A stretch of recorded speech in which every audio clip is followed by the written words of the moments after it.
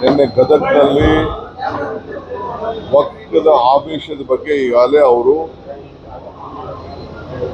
ಅವರ ಅಭಿಪ್ರಾಯವನ್ನು ತಿಳಿಸಿದ್ದಾರೆ. ನಾನು ಮಾಜಿ ಅಧ್ಯಕ್ಷರ ನಮ್ಮ ಮಾಧ್ಯಮದಲ್ಲಿ ಸೋಷಿಯಲ್ ಮೀಡಿಯಾ ಬಂದಿದ್ದನ್ನು ನಾನು ಗಮನಿಸಿದೆ. ಅವರ ಬಾಯಲ್ಲೇ ಅನೇಕ ವಿಚಾರಗಳನ್ನು ಬಂದಿತ್ತು. ಅದನ್ನು ಮುಖ್ಯಮಂತ್ರಿಗಳು ಉಲ್ಲೇಖ ಮಾಡಿದ್ದಾರೆ. ಪ್ರಧಾನಮಂತ್ರಿಗಳು ಮತ್ತು ಹೋಮ್ ಮಿನಿಸ್ಟರ್ಗೆ ನಾನು ಈಗಾಗಲೇ ನನ್ನ ಅಭಿಪ್ರಾಯ ಕೂಡ ನಾನು ಕಾಗದದಲ್ಲಿ ಬರೆದಿದ್ದೇನೆ ಅಂತ ಕೂಡ ತಿಳಿಸಿದ್ದಾರೆ. ಸೊ ಎಲ್ಲ ದಾಖಲೆಗಳು ಎಲ್ಲೂ ಹೋಗ್ಲಿಕ್ಕೆ ಸಾಧ್ಯ ಇಲ್ಲ. ಅವರೇ ಬಿಡುಗಡೆ ಮಾಡಲಿ. ಅದನ್ನ ನಾವು ಅದನ್ನ ಉಲ್ಲೇಖ ಮಾಡಿ ಬಿಡುಗಡೆ ಮಾಡೋಕ್ಕಿಂತ ಮುಂಚಿತವಾಗಿ ಅವರೇ ಬಿಡುಗಡೆ ಮಾಡಲಿ. ಒಬ್ಬ ರಾಜಕೀಯ ಒತ್ತಡದ ಮೇಲೆ ಅವರು ಯೂಟರ್ನ್ ಮಾಡಿದ್ದಾರೆ, ಅಷ್ಟು ಬಿಟ್ರೆ ಏನು ಕಾಣ್ತಾ ಇಲ್ಲ.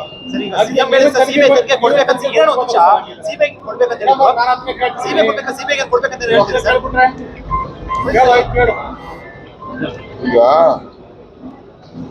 ನಮ್ಗೆ ನಮ್ ಕಣ್ಣೆದುರುಗಡೆನೆ ಎಲ್ಲ ಇರ್ಬೇಕಾದ್ರೆ ನಮ್ ಕಣ್ಣೆದುರುಗಡೆನೆ ಇದೆ.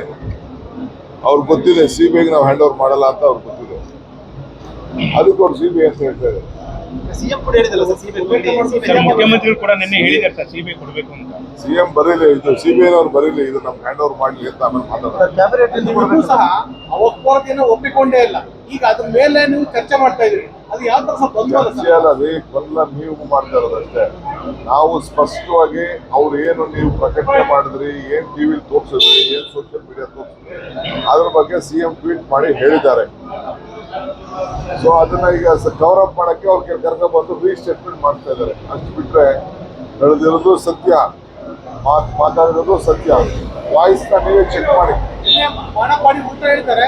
ಕಾಂಗ್ರೆಸ್ ನಾಯಕರು ನನಗೆ ಆಫರ್ ಮಾಡಕ್ ಬಂದಿದ್ರು, ಆ ಕಾರಣಕ್ಕೋಸ್ಕರ ಈಗ ಉಲ್ಟಾ ಹೇಳ್ತಿದ್ದಾರೆ ಅಂತ ಅವ್ರು ಹೇಳ್ತಿದ್ದಾರೆ. ಅದನ್ನ ಹೇಳ್ಬೇಕಾಯ್ತು, ಅವತ್ತೇ ಹೇಳ್ಬೇಕಾಯ್ತು.